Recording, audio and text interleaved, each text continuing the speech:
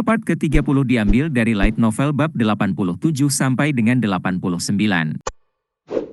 27 September 1795, tanah tanpa pengawasan di timur, juga dikenal sebagai Laut Hitam. 4 hari telah berlalu sejak Guardian Night Han tiba, yang berarti dia tidak tidur sedikit pun selama 4 hari terakhir. Dia telah menebas lebih dari 500 monster di sepanjang jalan. Bahkan yang terlemah di antara monster Laut Hitam jauh lebih kuat daripada monster di negeri yang dikenal. Itu karena monster-monster ini tumbuh dengan menghirup energi jahat murni. Bahkan untuk satria pelindung seperti Han, kesalahan sekecil apapun dapat dengan mudah mengakibatkan kematian, begitulah bahaya Laut Hitam. Meskipun dia memiliki ekspresi tanpa emosi, dia tidak bisa menyembunyikan matanya yang lelah dan mati. Dia merasa ada lebih banyak monster dari biasanya. Aku ingin tahu, informasi macam apa yang tertulis di surat ini. Han menderita seperti ini karena dia harus mengantarkan surat dari Kashmir ke Chiron. Itu adalah yang pertama setelah diberitahu tentang alamat rahasia. Saya yakin ini tentang pertumbuhan tuan termuda, tapi ini baru sebulan. Apakah ada pertumbuhan yang cepat dan penting, cukup untuk melapor ke Patriark? Dia hanya bisa bertanya-tanya. Sejak masa kadet Han di klan Rankandel dan disebut sebagai monster oleh teman-temannya, dia ingat masa-masa sulit dan berat yang dia lalui ketika dia mencoba menerobos penghalang bintang 5. Tidak mungkin dia sudah mencapai bintang 6, kan? View, saya harap Lord Patriarch memberitahu saya informasinya juga. Han menyerang ke depan dan melawan lebih banyak monster selama 5 jam. Segera setelah itu, dia akhirnya menemukan Chiron duduk di tengah Laut Hitam. Salam untuk Patriark, ini Han. Chiron, yang sudah mendeteksi keberadaan Han, perlahan membuka matanya. Han melanjutkan untuk memberi hormat padanya. Sang Patriark mengangkat tangannya dan melambaikannya dalam lingkaran. Saat dia menggerakkan tangannya di udara, semua monster di area itu melarikan diri, berhamburan seolah-olah mereka adalah serangga yang disemprot dengan obat nyamuk. Tampilan kekuatan dan martabat Ksatria Genesis. Padahal, pada kenyataannya, dia menekan kebahagiaannya. Ini pasti tentang yang termuda. Han menyerahkan surat itu dengan 2 tangan. Surat dari Ser Kashmir tiba 10 hari yang lalu. Saya mencoba untuk datang secepat mungkin, tetapi monster itu sangat agresif. Saya minta maaf atas ketidakmampuan saya. Chiron menerima surat itu dengan cemberut. Aku harus meluangkan waktu dan membunuh beberapa monster di daerah itu. Jika bukan karena mereka, saya akan menerima ini sehari sebelumnya. Dengan jentikan jari, Chiron merobek segel surat itu. Amplop itu cukup tebal. Seperti seorang penatua yang menemukan entry buku harian lama, Chiron mulai membaca dengan penuh perhatian. Untuk Lord Chiron yang dikagumi, sebagai seorang ksatria dari kota kecil, saya merasa terhormat untuk membalik pena saya dan mengirim surat kepada Yang Mulia. Bagaimana cuaca di Taman Pedang? Di kota bebas Tikan, saat ini sudah senja. Awan lembut seperti beludru, tinggi di langit, dengan taburan bintang di sana-sini, dan mereka seolah menyanyikan keagunganmu. Saya akan mengatakannya sekali lagi. Saya, Kashmir Alfleon, sangat berterima kasih dan merasa terhormat bahwa kamu hanya menawarkan seorang ksatria kesempatan untuk mengirim surat yang penuh hati. Saya harap upaya mendalam yang dituangkan ke dalam setiap karakter memuaskan kamu. Chiron tersentak. Aku juga merasakannya terakhir kali, tapi orang ini punya masalah. Kenapa perkenalan ini begitu lama? Dia sangat kesal. Tetapi dengan kesabaran seorang ksatria kejadian, dia membalik halaman. Namun, halaman berikutnya juga dipenuhi dengan salam dan terima kasih, dan bahkan tidak ada satu kalimat pun tentang jin di halaman ketiga. Chiron menghela nafas dan menggelengkan kepalanya, dan Han tiba-tiba merasa itu salahnya. Patriark itu marah. Apakah sesuatu terjadi pada Tuan Muda Jin? Tapi kemudian, di halaman keempat, ekspresi Chiron sedikit cerah. Matanya mulai berbinar, dan dia perlahan mulai menyeringai. Dia malah tertawa kecil. Han telah menjadi pengawal Chiron selama 20 tahun terakhir, tetapi ini adalah pertama kalinya dia melihat Patriark seperti ini. Setelah Luna menyatakan bahwa dia tidak tertarik untuk mewarisi tahta, Chiron selalu bersikap dingin dengan anak-anaknya. Dengan demikian, Han sekarat karena penasaran. Apa yang terjadi pada Tuan Muda Jin untuk membuat Patriark sebahagia itu? Han, ya, Tuan Patriark. Sepertinya si bungsu dihajar istri Kashmir. Sejak dia menulis surat ini, sepertinya mereka bertanding setidaknya 40 kali dan Jin kehilangan semuanya.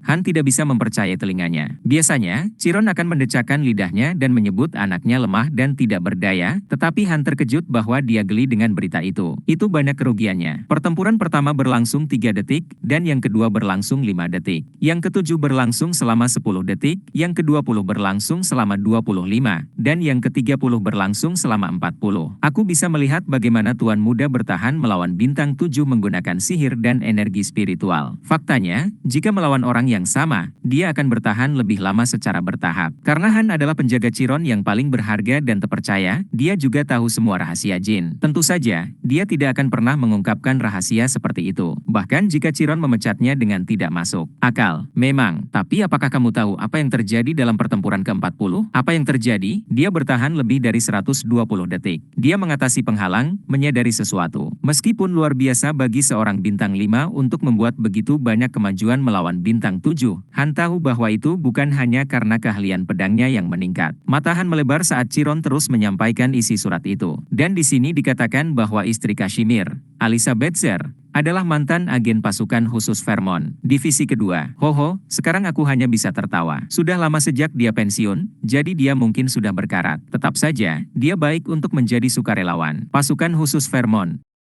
Di antara pasukan, divisi yang bertugas melindungi keluarga kekaisaran adalah divisi kedua, dan Han tahu betul kekuatan mereka. Jika dia sebelumnya berada di divisi 2 pasukan khusus, dia bukan lawan yang bisa digunakan Tuan Muda untuk menggunakan trik dan gimmick. Saya mengucapkan selamat kepada putra kamu, Tuan Patriark, karena dia bahkan belum mengalahkannya, terlalu dini untuk merayakannya. Kashmir mengatakan bahwa dia memberi bungsu 6 bulan untuk mengalahkannya, itu. Kalau terus begini, dia akan berhasil sebelum periode waktu berakhir. Jika si Kerdil itu adalah anak pertama, aku akan meninggalkan klan di tangannya tanpa penyesalan. Sayang sekali. Han, apa pendapatmu tentang yang termuda? Saya setuju. Jika dia adalah anak sulung, maka Tuan Joshua akan digantikan oleh Tuan Muda Jin. Aku tidak bermaksud begitu. Han terkejut dan menatap Chiron. Maksudmu, sebagai penerus? Chiron mengangguk. Han terkejut, tetapi bukan karena usia Jin yang sangat kecil yaitu 15 tahun. Ini pertama kalinya sang patriark berbicara tentang penerus yang diinginkannya. Chiron tidak pernah memilih penerus. Meskipun dia menantikan beberapa anaknya, seperti Luna, ini adalah pertama kalinya dia secara eksplisit menyatakan pendapatnya. Orang-orang hanya menganggap Joshua sebagai calon penerus pertama setelah Luna menolak warisan, tetapi Chiron tidak pernah benar-benar memilihnya. Begitu pula dengan calon penerus lainnya, Mary, Dipus, dan Luntia. Setelah mengatur ulang pikirannya, Han berbicara. Saya pikir dia perlu sedikit lebih banyak observasi karena usianya yang masih muda.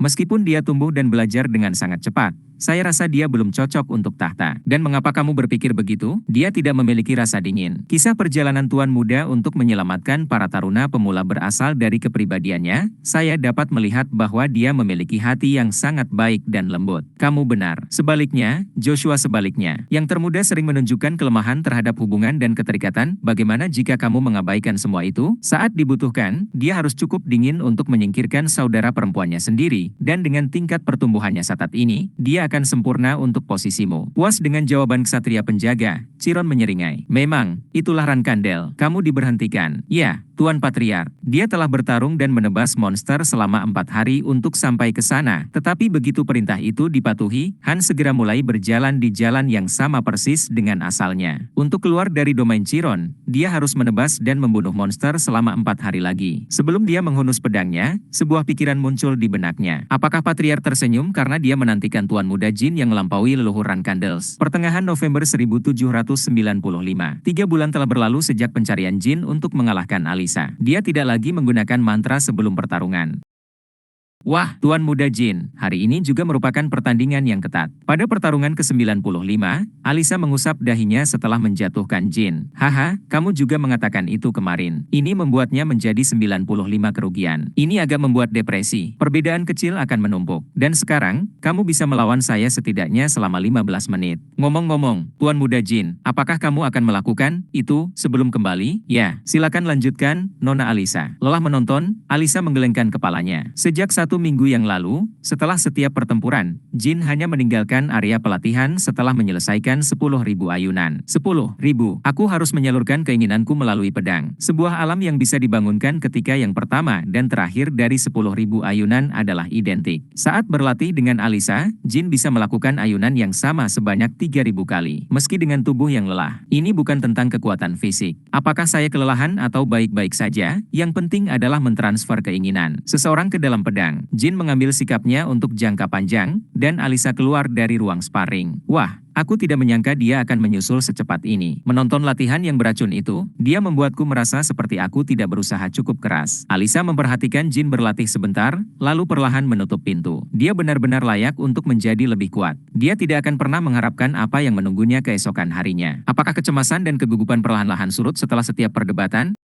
Keesokan harinya, selama spar ke-96, Alisa akhirnya kalah dari Jin. Saat pertarungan mencapai kamu 70 detik, tusukan Jin menembus bahunya. Saat serangannya berhasil, mereka berdua sangat terkejut. Faktanya, itu adalah luka yang cukup parah untuk mencegah Alisa melanjutkan pertempuran. Jin menjatuhkan pedangnya dan dengan panik memanggil tabib, dan Alisa tersenyum canggung. "Nyonya Alisa, apa kamu baik-baik saja?" "Ya, aku baik-baik saja. Sudah lama saya tidak mengalami cedera seperti ini." Darah tumpah kemana-mana. Sementara tabib memberikan sihir penyembuhan, Jin memiringkan kepalanya. Itu bukan serangan yang tidak bisa dihindari oleh Lady Alisa. Ini adalah kemenangan yang lahir dari keberuntungan. Dan itu benar. Jin belum memberikan upaya penuhnya. Saat berlatih dengan Alisa, dia sering memainkan kartu truf terakhirnya setelah kamu 100 detik. Dengan kata lain, Jin selalu mengalahkan Alisa di analisis phase. Padahal, kali ini bukan karena pertumbuhannya, tapi karena kesalahan lawannya, jadi kemenangan hari ini tidak semanis itu. Saya sementara kehilangan penglihatan dari energi spiritual dan gagal membaca gerakan pedangnya. Saya tidak percaya saya membuat kesalahan ini.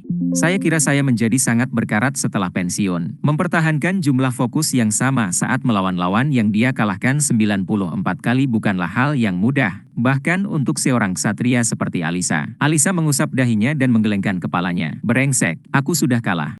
"Tidak, saya pikir kita seharusnya tidak menghitung pertandingan ini. Saya tidak bisa menerima kemenangan ini. Aku tahu kamu akan mengatakan itu. Saya setuju. Saya mengerti bahwa kamu tidak dapat menerima ini. Kesalahan saya telah menyebabkan dilema. Berkat kerja keras para penyembuh, lukanya sembuh dalam sekejap. Namun, Tuan Muda Jin, kita tidak bisa begitu saja tidak menghitungnya. Jika itu kamu dari 3 bulan yang lalu, bahkan jika aku membuat kesalahan atau ragu-ragu, kamu tidak akan pernah bisa mengalahkanku. Perbedaan kira-kira hanya 3 bulan, 97 hari, tepatnya. Adapun Alisa, dia tidak percaya seberapa cepat Jin meningkat dalam waktu sesingkat itu. Bahkan mengingat dia seorang Rankandel, aku tidak mengerti level ini. Segera, ilmu pedang dan sihirnya akan menjadi bintang 6. Karena dia adalah mantan anggota pasukan khusus Vermont, dia telah bertemu banyak pendekar pedang dari klan pendekar pedang terkenal yang dikenal sebagai Hairan. Namun, Alisa yakin, di antara semua ksatria berbakat yang dia lawan, Jin berada di level lain. Lalu, apakah itu berarti aku tidak bisa melawanmu lagi? Tidak semuanya. Dalam 3 bulan tersisa, cobalah untuk mencapai kemenangan yang kamu inginkan. Sampai saat itu, saya akan selalu membuka malam saya. 1 Desember 1795. Hari untuk pertempuran ke-110 Jin dan Alisa. Alisa mengambil cuti dari pekerjaan. Dia ingin melawan Jin dalam kondisi sempurna. Karena itu, keduanya tidak bertengkar di malam hari, melainkan di siang hari. Dan 30 menit sebelum pertempuran, Kashmir mencari Jin. "Tuan Muda Jin, informasi yang kamu minta akhirnya tiba. Butuh waktu lebih lama dari yang diharapkan. Kamu menemukan nama asli Alu, kepala klan Tesing, Spiderhan Alu." Pada awalnya, Kashmir berpikir bahwa mencari nama seseorang akan menjadi hal yang mudah, bahwa menemukan informasi tentang beberapa pemimpin gangster yang tidak jelas itu mudah dengan jaringan intelijen Seven Coret Pacok. Namun, setelah sekian lama, mereka gagal menemukan nama asli Alu. Sayangnya, itu bukan masalahnya. Agen terbaik menyelidiki segala sesuatu tentang orang bernama Alu itu. Sepertinya dia punya banyak rahasia, tapi tidak ada yang tersisa dari apapun yang dia lakukan sebelum menjadi pemimpin Tesing. Kashmir mengangkat bahu. Hanya ada satu alasan untuk kegagalan 7 warna merak. Seseorang pasti sengaja menghapus catatannya. Seperti yang kamu katakan, dia mungkin memiliki beberapa koneksi dengan Rankandel. Aku menyesal membunuhnya sekarang. Lalu, bagaimana dengan informasi tentang Vishukel? Ya, Vishukel Yivliano, patriark klan Yivliano berikutnya. Tuan Muda Jin, apakah kamu tahu organisasi bernama Grup Kinzelo? Saya bersedia. Jalan kami bertemu ketika saya menjalankan misi dengan sesama kadet saya tahun ini. Grup Kinzelo, sebuah organisasi gila yang ingin menjadikan pemimpin mereka raja dunia. Dalam kehidupan masa lalu Jin, mereka membunuh raja kerajaan Zan dan membantai orang-orang mereka yang benar-benar memupuk ketenaran mereka. Meskipun saya tidak yakin, mungkin saja Vishukel adalah bagian dari Kinzelo Group. Sekali seminggu, dia mengunjungi Dukedom Curano, dan dia selalu pergi ke bengkel yang satu ini. Tolong beritahu saya lebih banyak. Pemilik bengkel fragmen berjudul aneh, Artistic Explosion, adalah seorang pria bernama Bouvard Gaston. Menurut apa yang kami temukan, Bouvard adalah eksekutif grup Kinselo, dan Vishukel mengunjunginya setiap minggu, yang menimbulkan kecurigaan. Bouvard Gaston, Jin berbicara seolah dia tidak tahu. Dia tidak bisa memberitahu Kashmir bahwa Bouvard bisa berubah menjadi orang lain dulu. Bukan karena dia tidak bisa mempercayainya, tetapi karena tidak ada cara untuk membuktikannya. Ya, pria yang agak gemuk berusia pertengahan 30-an, dan Vishukel selalu membawa kroket ubi setiap kali dia pergi ke tokonya, seperti semacam pengiriman. Dengan asumsi bahwa keduanya adalah bagian dari grup Kinselo, Bouvard pasti memiliki peringkat yang lebih tinggi. Kemungkinan besar begitu. Saya sebenarnya pernah bertemu Vishukel sekali di masa lalu. Dia individu yang sangat bangga. Tapi jika itu pria yang selalu dia antar makanan, maka kenyataannya, Bouvard adalah seorang eksekutif dan Vishukel adalah wakil pemimpin kelompok, jadi yang terakhir adalah yang memiliki pangkat lebih tinggi. Namun, Merak Tujuh Warna belum mengetahuinya. Kashmir dan Jin secara bersamaan tertawa. Mereka tidak bisa membayangkan Vishukel mengantarkan makanan kepada seorang pria gemuk. Saya mengharapkan hubungan di antara mereka, tetapi grup Kinselo ini tidak terduga. Faktanya, Bouvard tampaknya memiliki peringkat yang lebih tinggi. Apa yang Vishukel dapatkan dari menjadi bagian dari Kinselo? Jawabannya sederhana, meskipun klan Yviano tidak bisa melawan klan Rankandel, mereka cukup kuat untuk melawan klan Hairan Kekaisaran Vermont. Namun, klan tidak memiliki ksatria berbakat lainnya, jadi jika mereka mengecualikan Vishukel, kekuatan mereka akan menurun. Dia mencoba menggunakan kekuatan grup Kinselo untuk mendapatkan kembali kehormatan klannya, atau dia sedang dihipnotis. Tapi apakah grup Kinselo sekuat itu? Cukupkah bagi seorang ksatria berbakat seperti Vishukel untuk mencari mereka? Melihat kembali kehidupan masa laluku, ketika grup Kinselo berada di puncaknya, bukan tidak mungkin. Bahkan 3 kekuatan terkuat pun tidak menyentuh orang-orang gila itu. Saat dia memikirkan masa lalu, dia teringat beberapa hal aneh yang terjadi. Apakah itu sebelum atau sesudah dia mundur? Rankandels tidak menyentuh Kinselo Group, meskipun dia dan taruna pemula lainnya ditipu oleh mereka. Apakah karena klan Rankandel tidak menganggap mereka berharga? Atau karena mereka menganggap mereka sebagai organisasi yang sangat berbahaya? Ya, aku akan segera mengetahuinya. Jin dengan ringan membungkuk pada Kashmir. Baiklah, Tuan Kashmir. Terima kasih atas layanan kamu. Ya, layanan itu dari agen. Saya hanya duduk dan mendengarkan laporan mereka. Saya kira tugas selanjutnya adalah mencari tahu tentang grup Kinselo, lalu, serta terus mencari informasi tentang Alu. Ini adalah bagian yang disukai Jin tentang Kashmir. Bahkan tanpa mengatakan apapun, mereka memiliki rencana yang sama. Saya selalu berhutang budi kepada kamu, Tuan Kashmir. Kalau begitu, kenapa kamu tidak bermain dengan Euria? Setiap hari di kantorku, dia merindukan kehadiranmu. Dan dengan hadirnya Miss Enya, mereka membuat kepalaku sakit. Dipahami. Oh, Anywais, sudah waktunya bagi saya untuk berdebat dengan Lady Alisa. Apakah kamu ingin datang dan menonton? Kedengarannya bagus. Saya ingin melihat seberapa banyak kamu telah meningkat. Ekspresi Kashmir dipenuhi dengan keyakinan. Ia yakin Jin belum bisa mengalahkan Alisa. Saya harus menyaksikan pertumbuhan Tuan Muda Jin dan mengirim surat lagi kepada Lord Chiron. Alisa sudah berada di area latihan, menunggu Jin. Hah? Apa? Sayang, kenapa kamu di sini? Alisa mulai bercamu mengeluh setelah melihat Kashmir berjalan di samping Rankandel muda. Apa? Aku tidak diizinkan datang ke sini? Tuan Muda Jin mengundang saya untuk menonton. Ya, tidak, bukan itu. Hanya saja, aku tidak ingin kamu melihatku kalah. Kekalahan? Apa? Kamu akan kalah? Bagaimana apanya? Mata Kashmir dipenuhi dengan keterkejutan. Alih-alih 6 bulan yang dijanjikan, dia berhasil mengalahkannya hanya dalam 3 bulan. Bertanya dengan matanya, Kashmir menatap Alisa, dan dia mengangguk. Alisa Betzer, mantan agen Divisi 2 Pasukan Khusus Vermont dan Kepala Pertahanan Tikan saat ini. Dia mengambil cuti dari pekerjaan untuk bertarung dalam kondisi sempurna karena dia mengharapkan kekalahan dalam pertempuran hari ini. Keahliannya telah menyusulku. Kemarin, sementara Kashmir kehilangan akal sehatnya, Jin dan Alisa mengambil posisi mereka. Sepertinya hari ini akan menjadi pertandingan terakhir. Tuan Muda Jin. Jin hanya membungkuk bukannya menanggapi lawannya. Alisa melanjutkan, bahkan di masa depan yang jauh, saya berharap kamu akan mengingat saya sebagai sparring partner yang hebat. Bahkan saat kamu mencapai puncak dunia. Alih-alih sebagai sparring partner, aku akan memperingatimu sebagai guru dan teman yang hebat. Dan saya harap kamu mengingat saya sebagai siswa yang luar biasa. Kashmir menguasai dirinya dan menjauh dari medan perang. Dia tidak ingin mengganggu pertarungan mereka. Alisa mengepalkan tinjunya, dan Jin bergumam, memanggil Phoenix, binatang yang dipanggil dari dunia yang berbeda. Entitas yang hanya bisa dipanggil oleh penyihir berbintang 6 ke atas. Selama 109 pertempuran terakhir, bukan hanya ilmu pedangnya yang meningkat. Energi spiritual dan sihirnya juga sangat meningkat. Jin menyulap portal dimensi, dan seekor burung besar yang menyala muncul darinya. Dan Kashmir, yang sedang melihat Phoenix Jin, terkesiap. Dia tahu siapa Phoenix itu. Jika seorang penyihir setidaknya memiliki bintang 6, maka mereka dapat berkontraksi dengan seekor Phoenix. Dan tentu saja, semua penyihir ingin memiliki burung Phoenix, istimewa, atau unik. Sesuatu seperti Bloid, karya Keliard Zipfel atau Maniere, penyihir agung sejarah Hohensir.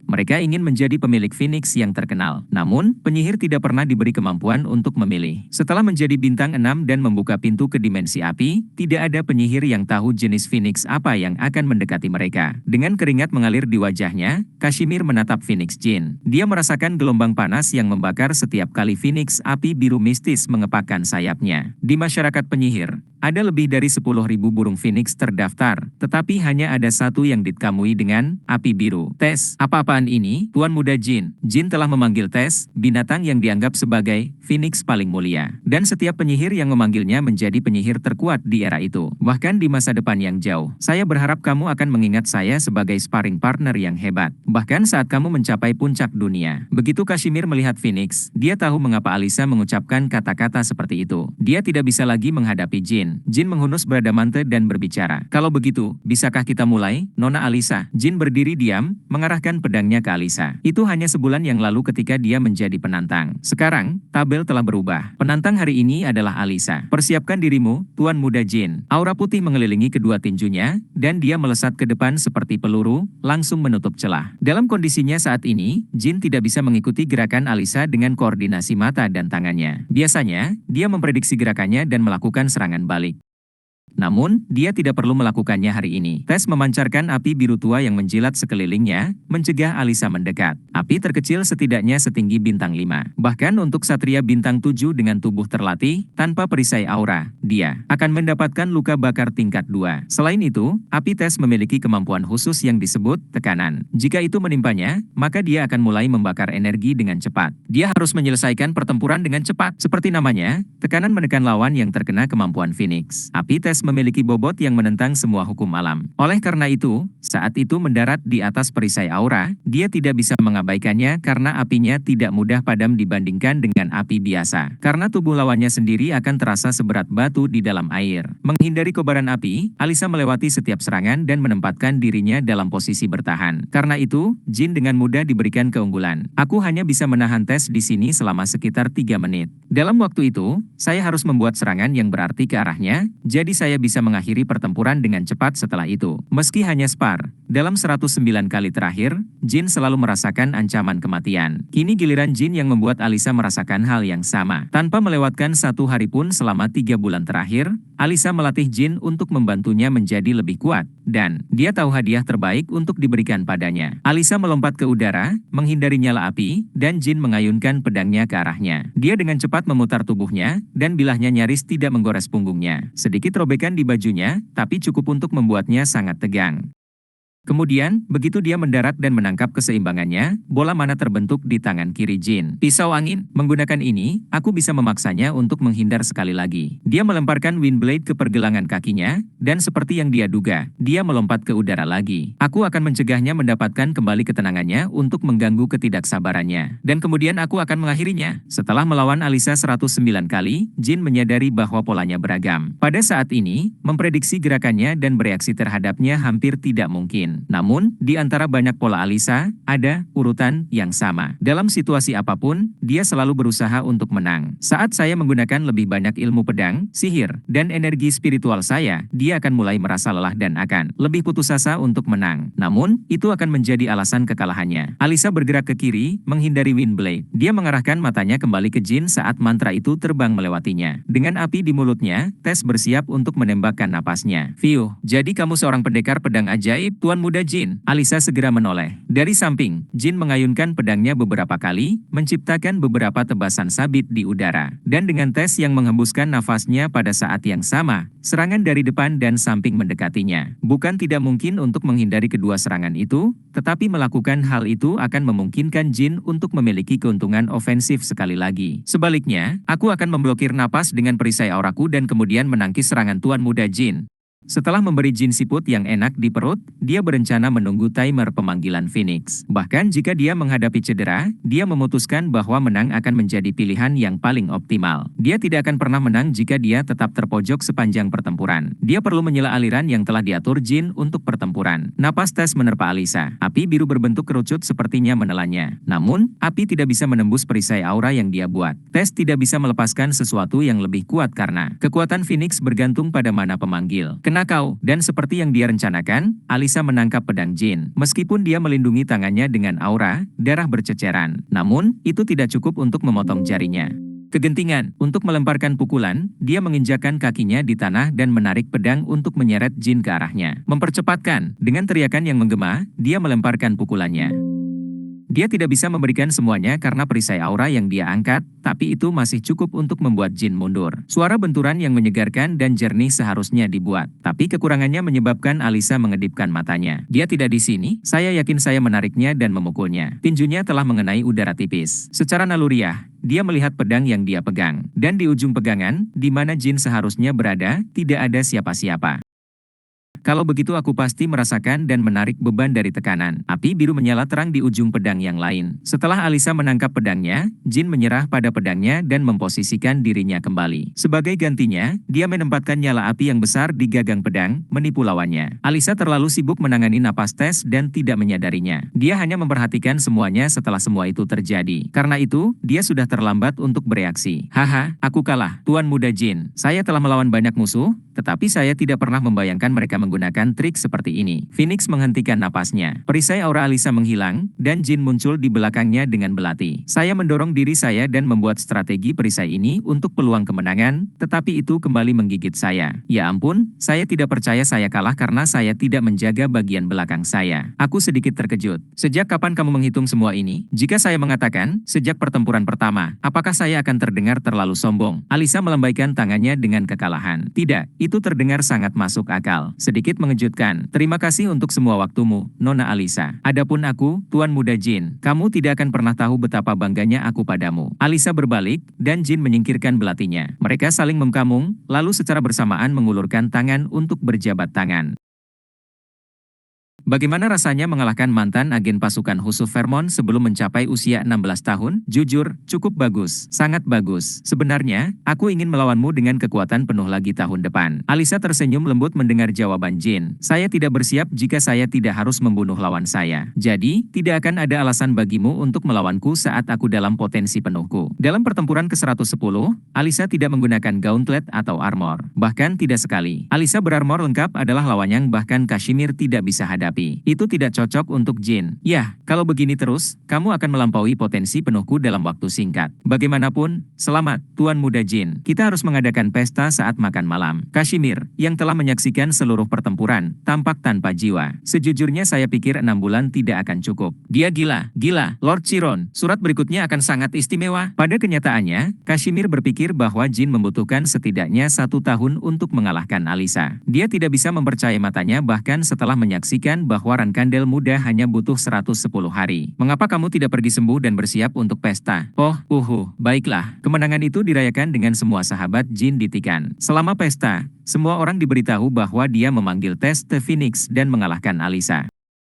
Dengan tes maksudmu, tes The Blue Flame Phoenix? Tuan Muda, saya pernah mendengarnya sebelumnya. Bahwa itu adalah Phoenix yang sangat langka. Nona Gilly, itu bahkan bukan bagian terpenting tentangnya. Penyihir yang mampu memanggil tes dijamin menjadi penyihir terbaik di eranya. Tuan Jin, tolong beri saya kamu tangan. Cepat, di sini, di belakang bajuku. Nya bergegas menuju Jin, matanya berbinar. Sementara lebih banyak orang tercengang dengan prestasinya, Murakan dan Kui Kantel kehilangan kata-kata. Bahkan, mereka berdua menjatuhkan perak mereka secara bersamaan. Mereka tampak sok berat. Hei, apakah kamu baru saja mengatakan, tes, Jin, apakah kamu benar-benar membuat kontrak dengan Majestic? Faktanya, kamu pertama kali bertemu di area pelatihan bawah tanah, dan segera setelah kamu memanggil Majestic, kamu membuat mereka bertarung. Kali ini Jin bingung. Bahkan naga yang sombong pun bingung. Dengan hormat menyapa Phoenix. Murakan, Nona Kui Kantel, apakah ada masalah? Hei, bagaimanapun, coba panggil mereka sekarang. Memanggil menggunakan terlalu banyak mana, jadi itu melelahkan. Jin melihat sekelilingnya lalu memanggil tes. Kami merasa terhormat untuk bertemu dengan penguasa dimensi api. Kui Kantel berlutut dan membungkuk, meneriakkan salamnya. Hei, penguasa dimensi api, lama tidak bertemu.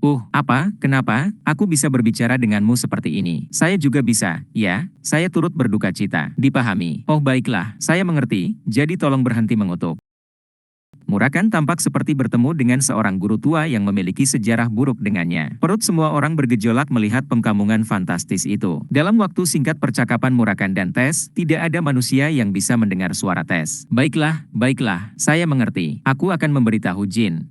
Ayolah, kutukan. Ini bahkan bukan dimensi api. Jika kamu terus melakukan ini, aku akan marah. Tess mematuk kepala Murakan dengan kecepatan yang konyol. Anehnya, naga hitam itu tidak rewel dan mundur begitu saja. Phoenix mengatakan sesuatu setelah menghukum naga, dan Murakan mengangguk. Aku mengerti, aku akan mengatakan itu padanya, jadi tolong tenanglah.